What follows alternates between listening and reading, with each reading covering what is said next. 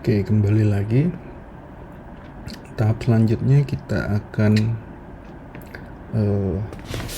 melakukan training loop-nya. Sedikit ralat, walaupun dataset tes dan trainnya mungkin berjumlah ribuan, tetapi kita hanya menggunakan sebagian kecil dari dataset ini karena tidak semuanya memiliki label ternyata ya. Jadi hanya ada 496 image yang berlabel untuk jantung, karena pada dasarnya ini image untuk klasifikasi pneumonia, tapi kita memanfaatkannya dengan label bounding box heart detection untuk mendeteksi letak jantung. Itu, jadi kita hanya menggunakan dataset yang cukup kecil sebenarnya, hanya 496 data. Oke, kita akan tambahkan code-nya di bawah sini. Tahapan selanjutnya yaitu training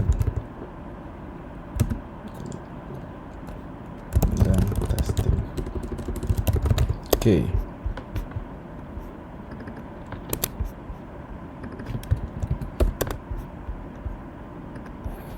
Nah, di training dan testing, pertama-tama kita muat dulu datasetnya. Jadi label.csv itu ada di RSNA, atau kita tidak perlu muat ulang ya karena di atas sudah ada,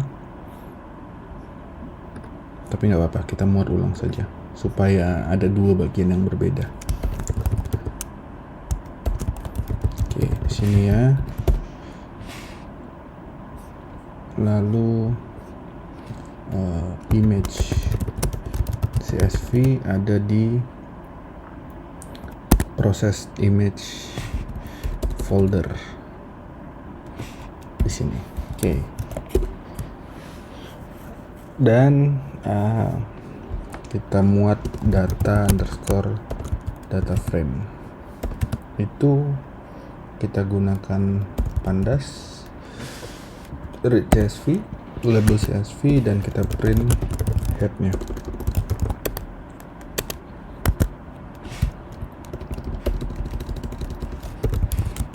Oke. Ups, gini aja biar ada kolomnya. Oke.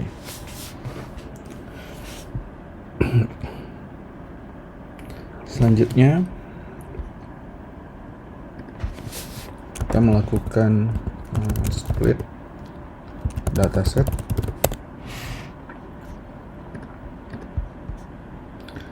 Kita split menjadi train dan validation. Caranya kita gunakan paket dari sklearn. Jadi kita import baru from sklearn model _selection import train test split. Tentu saja ini belum terinstall dan error, jadi kita install dulu. Pip install sklearn, skit learn.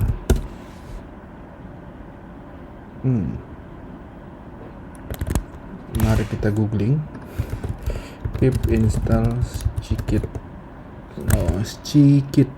kurang i.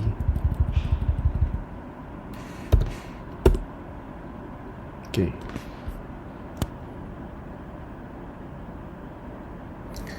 Kita jalankan lagi, harusnya udah berhasil. Oke. Lalu kita pakai ini ya, train test split. Jadi variabel penampungnya ada di train data frame, validation data frame, train test split, di split dari data frame, dimana jumlah tesnya sebesar, jumlah validationnya sebesar 0,1 aja karena datasetnya sedikit.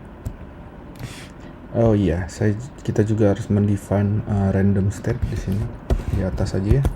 Random state sama dengan 45 Indonesia Merdeka. Oke, random state itu apa? Random state itu adalah sebuah nilai integer yang dijadikan patokan kalau mau melakukan sesuatu yang random. Oke, ini sudah dibagi. Jadi maksudnya ketika kita mengulang kodenya berapa kali pun keadaannya akan tetap sama karena ada random state. Oke, kita coba lihat dulu di sini train df head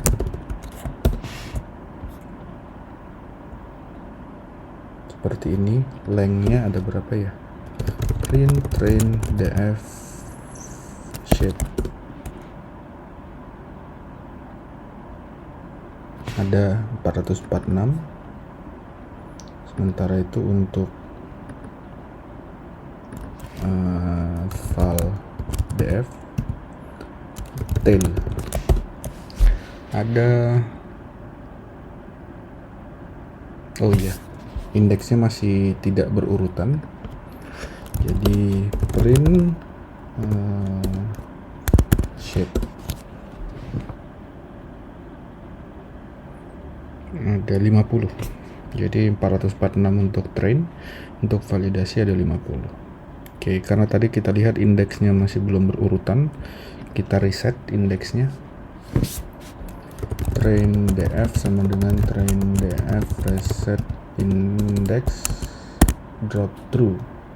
Begitu juga file df nya kita reset index, sehingga ketika di print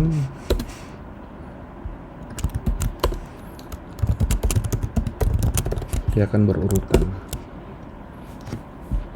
karena kan ngambilnya, membaginya secara random tuh tadi, makanya indeksnya jadi tidak berurutan. Nah, sekarang sudah berurutan, ini kita hapus saja. Kita ada punya data frame 2 sekarang, untuk train dan untuk validasi. Kita bisa print gini aja, print f literal panjang data train dan panjang data validasi. Oke. Selanjutnya kita menentukan image name. Ini kita print dulu ya, print headnya, train df.head biar ada gambaran. Nah, name-nya ada di sini, maka kita pindahkan ke satu variabel namanya image name sama dengan train df name. Kita pakai ilog aja biar gampang. Train df kita coba untuk ngeload gambar ya, ilog 0,5 plus ekstensinya .npi image path sama dengan image csv per image name. Kenapa bisa langsung begini? Karena kita set image path-nya, image csv nya berupa path dengan paket path nih, jadi lebih mudah. Image sama dengan numpy load image path. Kita jalankan dulu, bisa ya.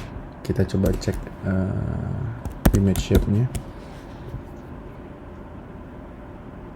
Oke, udah tepat ya, 224 sesuai dengan ini. Oke, selanjutnya yang selanjutnya dilakukan adalah mana nih? Oke, selanjutnya yang dilakukan adalah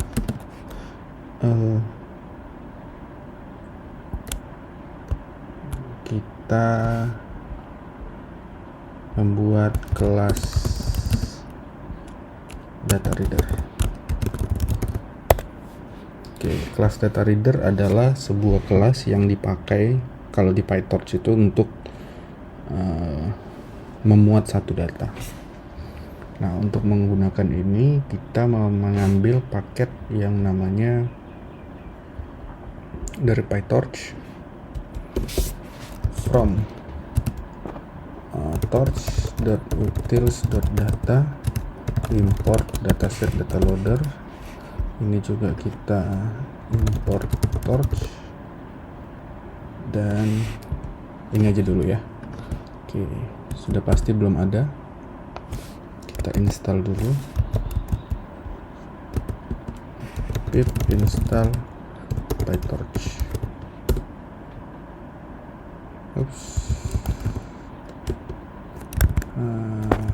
Pip install PyTorch.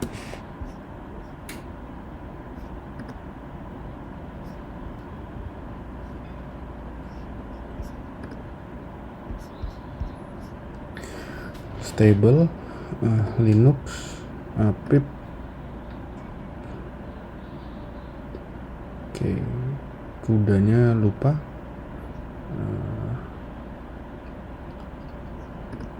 Asumsi aja pakai kuda 11.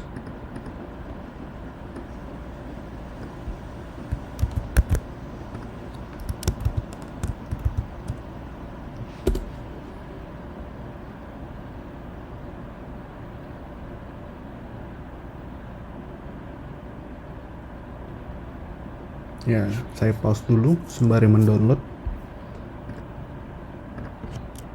Oke, installnya sudah berhasil, sudah bisa dijalankan import torch-nya.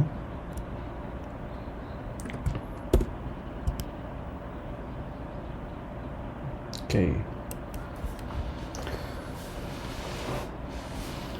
kita buat code-nya, kita buat kelasnya, kelas cardiac data reader, saya kasih nama begitu. Kita turunkan dari dataset. Oke, structure-nya di PyTorch itu selalu ada 3 fungsi. Fungsi init, fungsi len,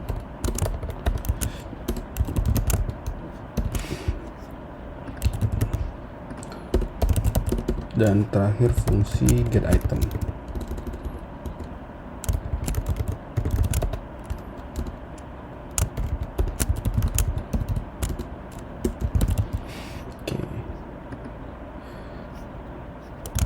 Bentar, kita ganti font dulu.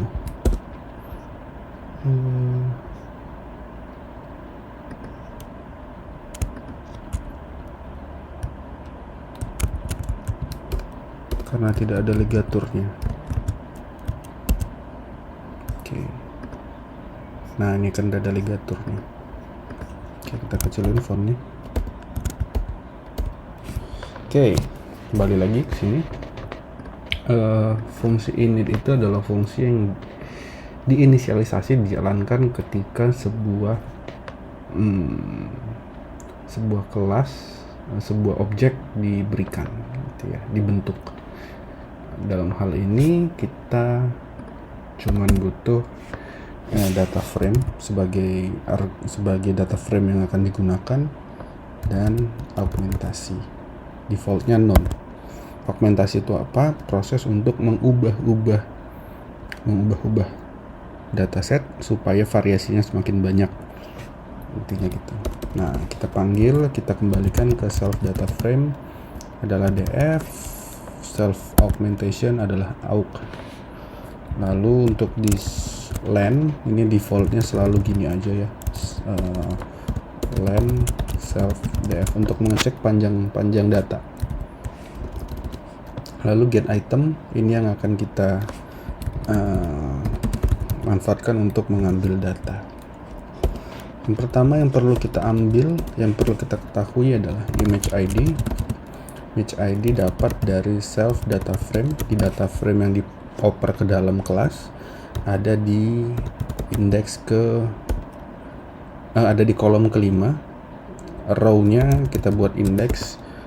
Maksudnya gimana? Jadi nanti row ini akan beriterasi mulai dari 0 sampai dengan len-nya gitu ya, mulai dari 0 sampai dengan len si data frame.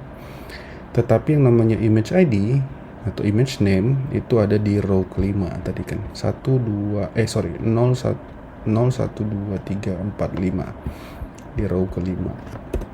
Lalu image data sama dengan kita load dari numpy load image csv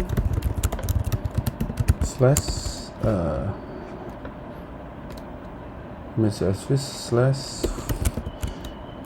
string literal image id numpy as type npfloat 32. Kita jadikan npfloat 32 aja, tapi npfloat 16 juga bisa sih. Tadi kan kita nge-save nya di 16 ya, hanya make sure bahwa dia jadi npf16. Oke, ini image-nya sudah. Lalu bounding box-nya, load bounding box. Oke, bounding box ada x di ilok ke 1 ya, x1 y nya 2 w3 h4, berarti self df dari df yang dioper ke dalam ilok index 1, y nya juga self.df.ilok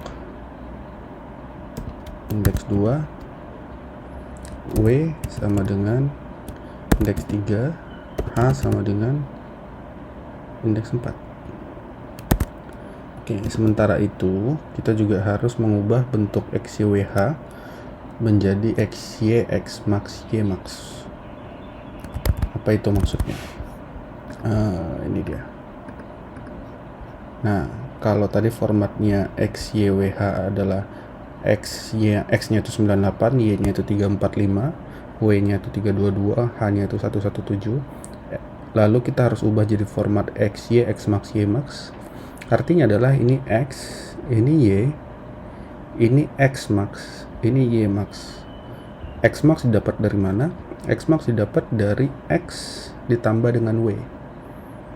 Sementara ymax didapat dari y ditambah dengan h, gitu ya.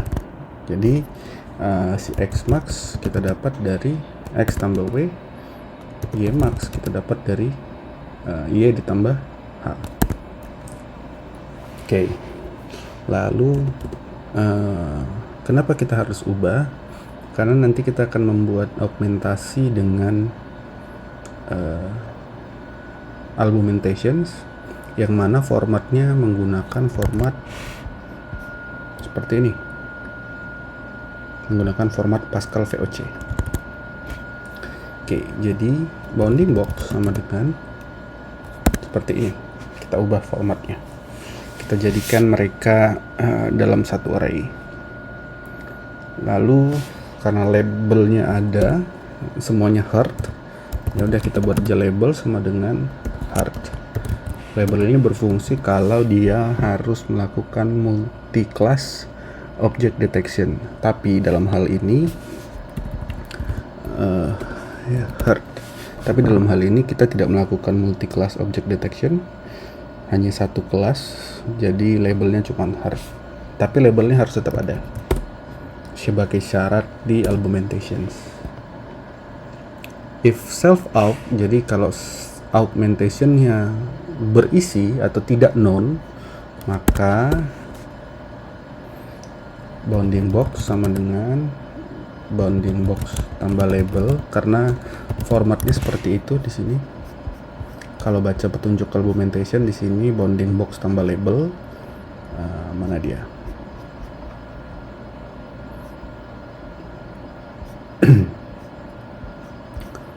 Nah, di sini bounding box tambah label. Jadi kita ikutin formatnya dari situnya seperti itu.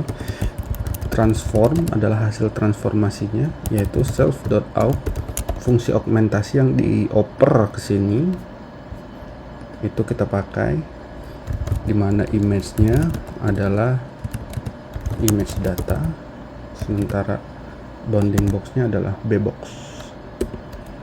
image data, kita kembalikan lagi ya, image data adalah hasil transformasi dari image, sementara bounding box adalah hasil transformasi dari bounding box index ke 0. Gitu. Karena dia ada multiple index kan, dia support beberapa kelas, kita pakai yang paling pertama dan yang satu-satunya pasti. Lalu bbox kita ambil yang keempat, jadi kita yang paling belakang, labelnya kita hilangkan karena kita nggak butuh, karena udah pasti semuanya hard seperti itu. Lalu terakhir image sama dengan image data, kita kembalikan lagi ke variabel image, lalu bbox sama dengan kita jadikan tensor, lalu return image dan bbox. Jadi ketika kita mencoba kelas ini nanti kita coba aja deh biar gampang. Tapi sebelumnya kita definisikan dulu augmentasi yang mau kita lakukan apa aja gitu. Mungkin sampai sini dulu, augmentasinya dibahas di video selanjutnya.